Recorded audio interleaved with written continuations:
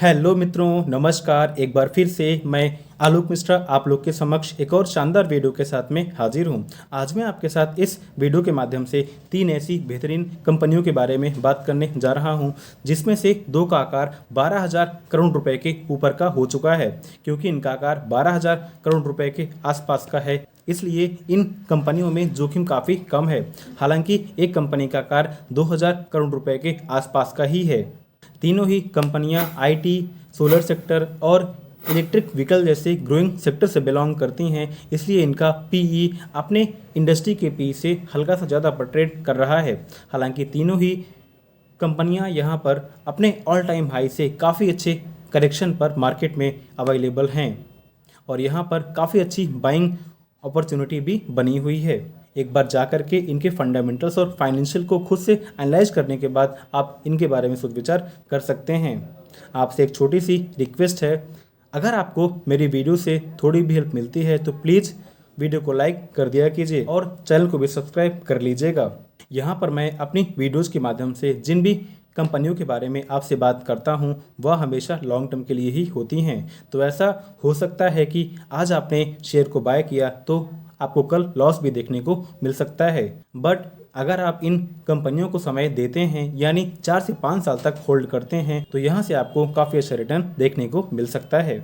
तो चलिए टाइम को वेस्ट ना करते हुए वीडियो को शुरू कर लेते हैं, जिसमें से फर्स्ट नंबर पे है HBL पावर सिस्टम्स लिमिटेड। 1983 में इस्टेब्लिश यह कंपनी बैटरीज और ई मोबिलिटी के सेगमेंट में काम कर रही है। इसके अलावा कंपनी रेलवे के लिए भी वेरियस इक्विपमेंट की मैन्युफैक्चरिंग करती है, जिसमें कि TCAS और TMS शामिल हैं।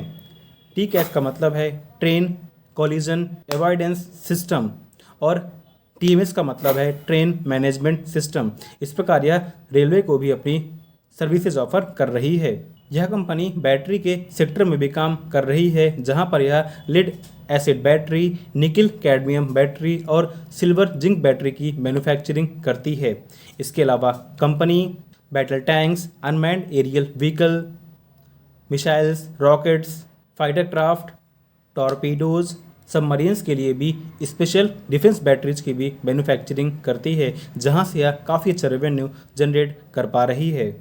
इसके अलावा company concrete poles, concrete piles और टेलीकॉम टावर्स की भी मैन्युफैक्चरिंग करती है। इस प्रकार कंपनी का बिजनेस डिफरेंट वर्टिकल्स में बटा हुआ है। कंपनी का प्रेजेंस सिर्फ भारत में ही नहीं है, बल्कि अमेरिका और यूरोप के डिफरेंट कंट्रीज में फैला हुआ है। कंपनी का मार्केट कैप अभी 12,732 करोड़ रुपए के आसपास का है। स्टॉक प्राइस अभी 459 रुपए के आसपास ट्रेड कर रहा है, जो कि अपने ऑल टाइम हाई से 23% करेक्शन में अवेलेबल है। स्टॉक का पी 53 का है, जो कि अपने इंडस्ट्री पी 31 से ज़्यादा पर ट्रेड कर रहा है। इस प्रकार स्टॉक हल्का सा महंगे वैल्यूएशन पर ट्रेड कर रहा है। स्टॉक का ROC 13% से ऊपर का, वहीं पर ROE 10% से ऊपर का बना हुआ है, जो कि ठीक ठाक माना जाता है। प्रमोटर होल्डिंग 59.1% की बनी हुई है, जो कि डिसेंट मानी जाती है। डेब्ट टू इक्विटी रेशियो 1 से काफ़ी कम यानी 0.1 का बना हुआ है। कंपनी में DII और FII का भी काफ़ी अच्छा स्टेक बना हुआ है। DII का स्टेक 0.41% का, वहीं पर FII का स्टेक 2.66% का बना हुआ है, जो कि एक पॉजिटिव इंडिकेशन माना जाता है। कंपनी के सेल्स एंड प्रॉफिट भी लगातार बढ़ रहे हैं। दिसंबर 2022 में जहां पर इसका सेल 332 करोड़ रुपए का था, वहीं पर एक साल के बाद यानी दिसंबर 23 में बढ़ करके 599 करोड़ रुपए का हो चुका है। वहीं पर इसके प्रॉफिट में भी शानदार जंप देखने को मिली हुई है, जो कि 24 करोड़ रुपए से बढ़ करके 79 यानी 79 करोड़ रुपए के हो चुके हैं। इस प्रकार महज एक साल में ही इसके सेल्स एंड प्रॉफिट काफ़ी अच्छे से ग्रो हो चुके हैं। कंपनी का बिजनेस वेरियस वर्टिकल में बटा हुआ है। ऊपर से कंपनी अपने ऑल टाइम हाई से 23% करेक्शन में अवेलेबल है। इस प्रकार इसमें बाइंग की शानदार अपॉर्चुनिटी बनी हुई है। एक बार जाकर के फंडामेंटल्स और फाइनेंशियल को एनालाइज करके आप इसके बारे में सोच विचार कर सकते हैं। कंपनी का बिजनेस बहुत ही शानदार बना हुआ है। स्टॉक ने पिछले एक साल में 360% से ऊपर के, वहीं पर पिछले 5 साल में 1600% से ऊपर के शानदार रिटर्न डिलीवर किए हुए हैं। यानी 5 साल पहले आपके इन्वेस्ट किए हुए 1 लाख रुपए की वैल्यू आज 17 लाख रुपए के आसपास की हो चुकी है। इस प्रकार कंपनी पास्ट में काफ़ी अच्छा परफॉर्म करके दे चुकी है।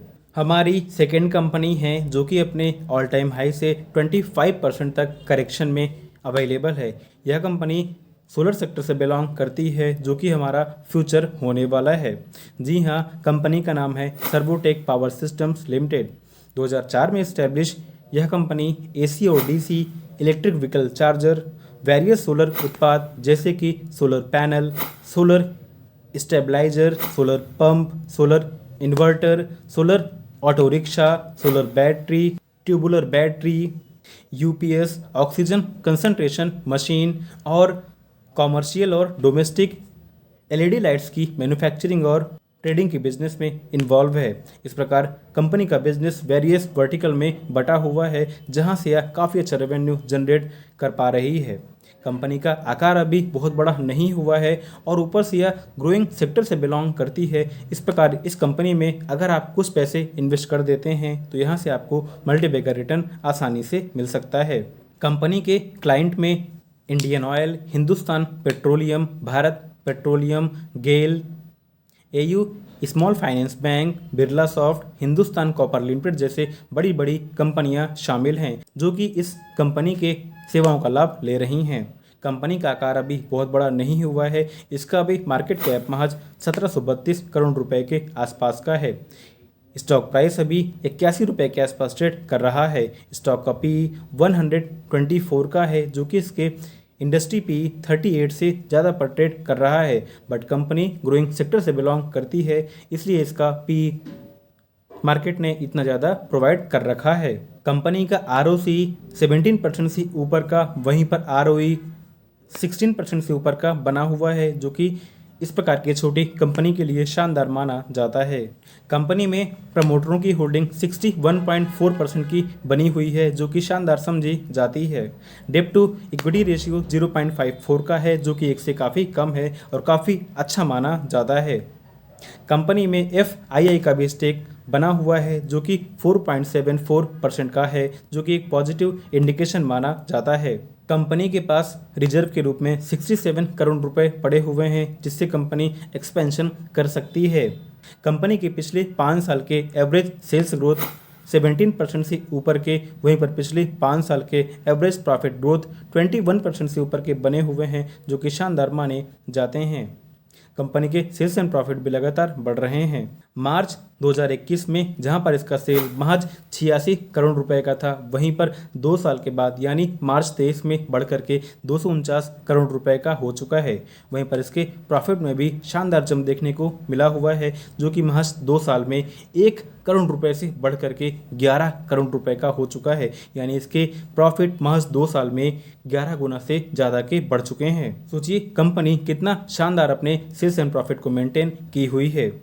स्टॉक ने पिछले 1 साल में 310% से ऊपर के, वहीं पर पिछले 5 साल में 2900% से ऊपर के शानदार रिटर्न डिलीवर कर दिए हैं। यानी 5 साल पहले आपके इन्वेस्ट किए हुए 1 लाख रुपए की वैल्यू आज लगभग 30 लाख रुपए के ऊपर की हो चुकी है। इसीलिए मैं हमेशा अपनी वीडियोज़ के माध्यम से आपको बोलता रहता हूँ कि जो सेक्टर इस समय ग्रोइंग है, जिसमें हमारे पैसे कई गुना हो सकते हैं, हमेशा उन सेक्टर वाले कंपनीज में ही अपने पैसों को इन्वेस्ट करना चाहिए जिससे हमारे पैसे लॉन्ग टर्म में काफ़ी अच्छे से कंपाउंड हो सकें। एक बार जा करके इसके फंडामेंटल्स को खुद से देख लीजिए अगर कंपनी ठीक लगती है, चूँकि यह कंपनी अभी करेक्शन पर भी अवेलेबल है, आप इसके बारे में सोच विचार कर सकते हैं। हमारी तीसरी कंपनी है जो कि इस समय ऑल टाइम हाई से 50% तक करेक्शन पर अवेलेबल है और यह कंपनी हमारे फ्यूचर को लेकर के काम कर रही है। यानी यह company artificial intelligence, machine learning, cloud computing जैसे फील्ड में काम को कर रही है। जी हाँ, कंपनी का नाम है हैप्पीएस्ट माइंड्स टेक्नोलॉजीज लिमिटेड। 2011 में इस्टेब्लिश यह company next generation IT solution को प्रोवाइड करती है। इसके अलावा company analytics, automation, artificial intelligence, cloud computing, digital infrastructure management, internet of things, security, software development और प्रोडक्ट इंजीनियरिंग जैसे फील्ड में अपनी सेवाएं प्रोवाइड कर रही हैं। इस प्रकार कंपनी हमारे भविष्य को लेकर के काम कर रही है। इस प्रकार इसका बिजनेस काफ़ी अच्छा रहने की उम्मीद बनी हुई है।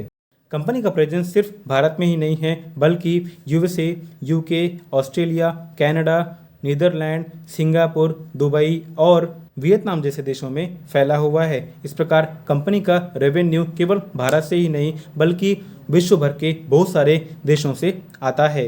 कंपनी का आकार 12,000 करोड़ रुपए के ऊपर का हो चुका है। इस प्रकार इसमें जोखिम भी काफ़ी कम है।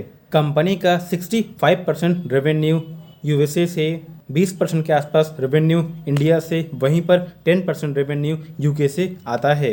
इस प्रकार कंपनी के रेवेन्यू का मेन सोर्स यूएसए, इंडिया और यूके ही बने हुए हैं। कंपनी का मार्केट कैप 12,056 करोड़ रुपए के आसपास का है। स्टॉक प्राइस अभी 792 रुपए के आसपास ट्रेड कर रहा है। स्टॉक का पी 49 का है, जो कि इसके इंडस्ट्री पी 32 से ज़्यादा पर ट्रेड कर रहा है। हालांकि स्टॉक अपने ऑल टाइम हाई से 50% तक करेक्शन पर अवेलेबल है, तो आप चाहें तो इसको अपने इन्वेस्टिंग के लिए कंसीडर कर सकते हैं। कंपनी का ROC 27% से ऊपर का, वहीं पर ROE 28% से ऊपर का बना हुआ है, जो कि शानदार माने जाते हैं। डेब्ट टू इक्विटी रेशियो 1 से काफ़ी कम 0.39 का है। प्रमोटर होल्डिंग 50.2% का बना हुआ है, जो कि डिसेंट माना जाता है। कंपनी में DII का स्टेक 2.41% के आसपास का, वहीं पर FII का स्टेक 5% से ऊपर का बना हुआ है, जो कि एक शानदार पॉजिटिव इंडिकेशन माना जाता है। कंपनी के पास रिजर्व के रूप में 1348 करोड़ रुपए पड़े हुए हैं, जिससे कंपनी एक्सपेंशन कर सकती है। हालांकि कंपनी का एक नेगेटिव पॉइंट भी है, क्योंकि इसके 7.17% शेयर प्लेस भी किए हुए हैं। कंपनी के सेल्स एंड प्रॉफिट काफ़ी अच्छे से मेंटेन्ड हैं। कंपनी के पिछले 5 साल के एवरेज सेल्स ग्रोथ 24% से ऊपर के, वहीं पर पिछले 5 साल के एवरेज प्रॉफिट ग्रोथ 63% से ऊपर के बने हुए हैं। इस प्रकार कंपनी ने पिछले 5 साल में अपने सेल्स एंड प्रॉफिट को काफ़ी अच्छे से मेंटेन किया हुआ है। कंपनी की स्टॉक मार्केट में लिस्टिंग सितंबर 2020 में ही हुई है, और तब से इसने महज 100% का ही रिटर्न डिलीवर किया हुआ है। हालांकि कंपनी जिस फील्ड में काम कर रही है, इसके सर्विसेज की मांग हमेशा मार्केट में बनी रहने वाली है। चूँकि कंपनी अपने ऑल टाइम हाई से काफ़ी टूट चुकी है, तो आप चाहें तो इसमें इन्वेस्ट करके चल सकते हैं। हालांकि अपने पैसे को किसी भी कंपनी में एक बार में ही इन्वेस्ट नहीं करना चाहिए। अगर आपको किसी कंपनी में 10,000 रुपये इन्वेस्ट करने हैं, तो आपको 3 पार्ट में करने चाहिए। आप चाहें तो एक या दो स्टॉक ऐड करके चल सकते हैं। तो यहाँ पर मैंने जिन तीनों कंपनियों के बारे में आपसे बात किया हुआ है, आशा करता हूँ कि आप लोग उनका बिजनेस समझ गए होंगे। यहाँ पर मैंने उन्हीं कंपनीज को सिलेक्ट किया हुआ है, जो कि अपने ऑल टाइम हाई से काफ़ी अच्छे करेक्शन पर अवेलेबल हैं। एक बार जा करके इन तीनों का ही फंडामेंटल्स और फाइनेंशियल को एनालाइज कर लीजिए। अगर कंपनी आपको ठीक लगती है, तो आप इनके बारे में सोच विचार कर सकते हैं। अगर आपको मेरी वीडियो से कुछ भी हेल्प मिलती है, तो प्लीज़ वीडियो को लाइक कर दिया कीजिए और चैनल को भी सब्सक्राइब कर लीजिएगा, जिससे आने वाली वीडियोज़ की नोटिफिकेशंस आपको मिलती रहें।